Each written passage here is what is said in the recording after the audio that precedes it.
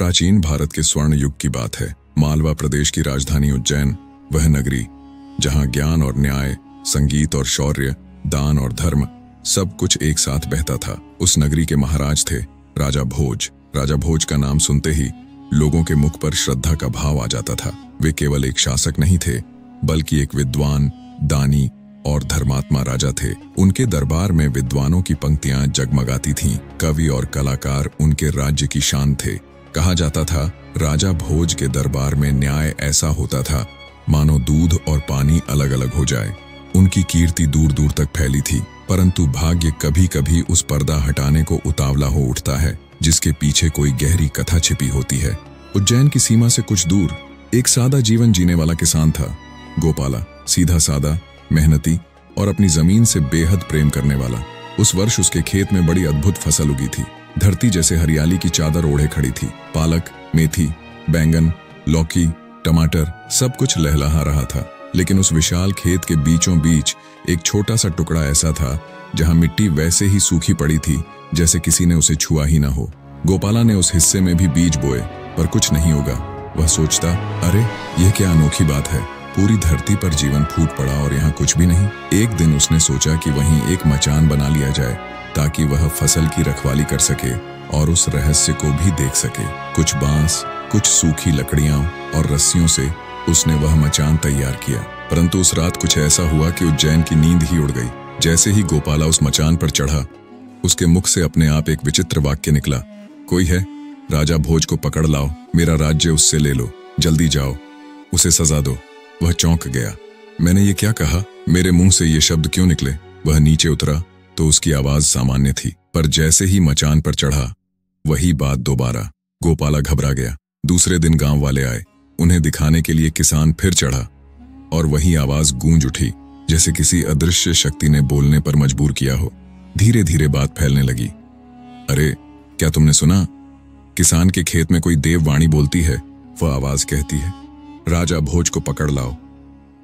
राजधानी तक यह समाचार आग की तरह फैल गया। दरबार में मंत्रियों ने जाकर सब बताया। राजा भोज ने सुनते ही कहा, ऐसा चमत्कार यदि मेरे राज्य में हो रहा है तो मैं स्वयं देखना चाहता हूं। चलो। उसी खेत पर अगले दिन प्रातःकाल जब सूरज ने हल्का सा लाल आभा फैलाया, राजा भोज अपने सैनिकों, मंत्रियों और विद्वानों के साथ उस गांव पहुंचे। गांव के लोग पहले ही जमा हो चुके थे। सबके चेहरों पर उत्सुकता और भय दोनों झलक रहे थे। राजा भोज ने गंभीर स्वर में कहा, किसान, तुम मचान पर चढ़ो, हम स्वयं सुनना चाहते हैं। गोपाला कांपते हुए ऊपर चढ़ा और वही हुआ। उसके होंठ अपने आप बोले, राजा भोज को पकड़ लाओ, मेरा राज्य उससे ले लो। वह स्वर इतना गूंजदार था कि सबके रोंगटे खड़े हो गए। राजा भोज भी हतप्रभ रह गए। एक क्षण के लिए मानो समय थम गया हो। उन्होंने गंभीर दृष्टि से उस स्थान को देखा और कहा, यह कोई साधारण स्थान नहीं है, इस धरती में कोई रहस्य छिपा है। उस रात राजा भोज को नींद नहीं आई। उनके मन में हजारों प्रश्न उठते रहे। कौन था वह जो मुझसे राज्य छीनने की बात कर रहा है? क्या यह ईश्वर की इच्छा है या किसी महापुरुष का संकेत? वह उठे, खिड़की से बाहर देखा। चांदनी में उज्जैन का महल स्नान कर रहा था, परंतु उनके मन में अंधकार छाया हुआ था। सुबह होते ही उन्होंने अपने राज्य के ज्योतिषी, तांत्रिक और विद्वान पंडितों को बुलाया। राजा ने कहा, मुझे उस स्थान का रहस्य जानना है। अपनी विद्या से देखो, वहां क्या छिपा है। पंडितों ने भूमि का निरीक्षण किया। उन्होंने मंत्र जपे, यंत्र रखे, अग्नि प्रज्वलित की। धुएं की लकीरों के बीच एक वृद्ध पंडित ने आंखें बंद की और बोला, महाराज, उस मचान के नीचे कुछ दिव्य वस्तु छिपी है। उसकी शक्ति अपार है। संभव है वह किसी महान राजा की विरासत हो। राजा भोज ने तुरंत आदेश दिया, वह भूमि खुदवाई जाए। जो भी छिपा है उसे सम्मानपूर्वक निकाला जाए। सैनिकों और मजदूरों ने कार्य आरंभ किया। मिट्टी के ढेर हटते गए, गहराई बढ़ती गई। सूरज पश्चिम की ओर झुकने लगा, पर खुदाई रुकने का नाम नहीं ले रही थी। अचानक एक मजदूर की फावड़ी किसी कठोर चीज से टकराई। ठन! महाराज! आवाज उठी, कुछ मिला है। सब नीचे झुक गए। मिट्टी साफ की गई और वहां सोने के समान चमकता हुआ सिंहासन दिखाई दिया। सिंहासन नहीं, मानो स्वर्ग से उतरा हुआ एक रत्न जटित आसन था। चारों ओर 8-8 पुतलियां खड़ी थीं, कुल 32 पुतलियां, जिनके हाथों में कमल के फूल थे। उनके चेहरे इतने सुंदर थे कि लगता था वे अभी मुस्कुरा देंगी, अभी बोल उठेंगी। राजा भोज विस्मित रह गए। उन्होंने कहा, इसे बाहर निकालो। मगर जब मजदूरों ने कोशिश की, सिंहासन टस से मस न हुआ। जितना बल लगाते उतना ही वह गहराई में धंसता जाता। राजा सोच में पड़ गए। तभी एक वृद्ध पंडित आगे बढ़ा और बोला, महाराज, यह कोई सामान्य सिंहासन नहीं है, यह देवताओं का बनाया हुआ है। जब तक आप इसकी पूजा अर्चना नहीं करेंगे, यह अपनी जगह से नहीं हिलेगा। राजा भोज ने सिर झुकाया और मंत्रों के साथ पूजा अर्चना की। ज्यों ही उन्होंने कमल का पुष्प उस पर चढ़ाया, वह सिंहासन स्वयं ऊपर उठाया, मानो बादलों पर तैर रहा हो। सभा में उपस्थित सभी लोग श्रद्धा से नतमस्तक हो गए। राजा भोज ने उस क्षण अनुभव किया कि यह सिंहासन किसी महान आत्मा की स्मृति समेटे हुए है। राजा ने आदेश दिया, खजाने से सोना, चांदी, रत्न और कुशल शिल्पकार लाए जाएं।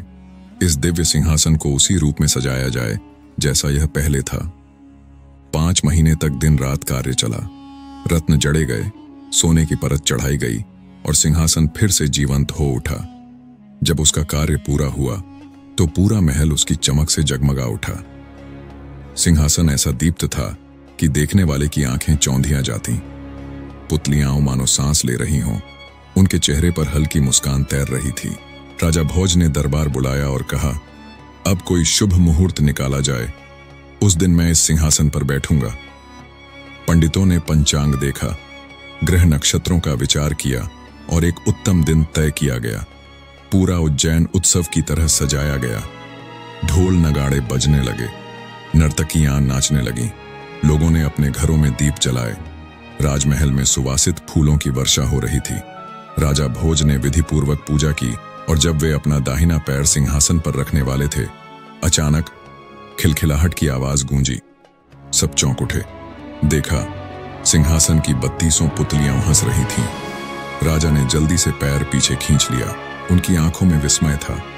उन्होंने पूछा, ओ सुंदर पुतलियों, तुम कौन हो और क्यों हंसी?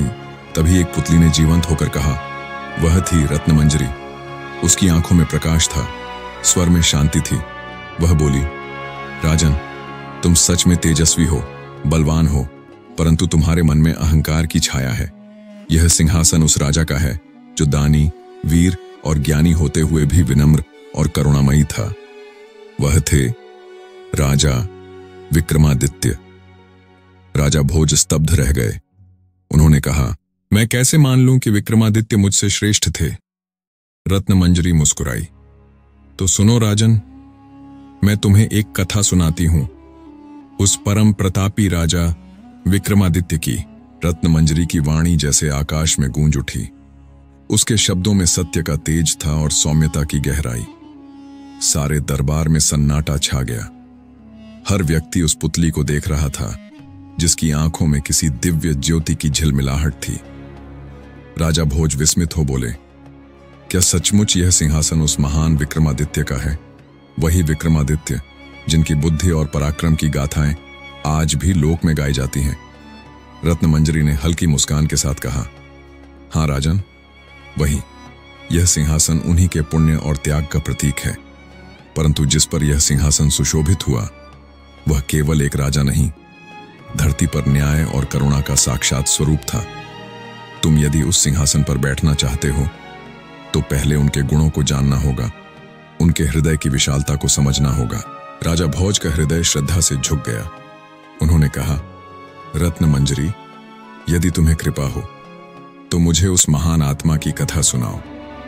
रत्नमंजरी बोली, राजन, अब ध्यानपूर्वक सुनो, क्योंकि आगे जो कथा तुम सुनने जा रहे हो वह केवल विक्रमादित्य की नहीं, बल्कि उस धर्म, न्याय और त्याग की ज्योति की है जो सदियों से इस धरती को आलोकित कर रही है। इतना कहकर वह पुतली शांत हो गई। महल में शंख ध्वनि गूंजी, दीपों की लौ कांपी और हवा में एक अदृश्य सुगंध फैल गई, मानो स्वयं राजा विक्रमादित्य की आत्मा उस क्षण वहां उपस्थित हो। राजा भोज नतमस्तक होकर बोले, अब मैं सुनूंगा उस महान राजा की कथा उनके जीवन से सीखूंगा और तभी इस सिंहासन पर बैठूंगा। लेकिन कहानी तो अब शुरू हुई है। अब रत्न मंजरी सुनाएगी राजा विक्रमादित्य की वो पहली अद्भुत कथा, जिसे सुनकर राजा भोज का जीवन सदा के लिए बदल जाएगा। आगे की कहानी देखने के लिए बने रहिए हमारे साथ।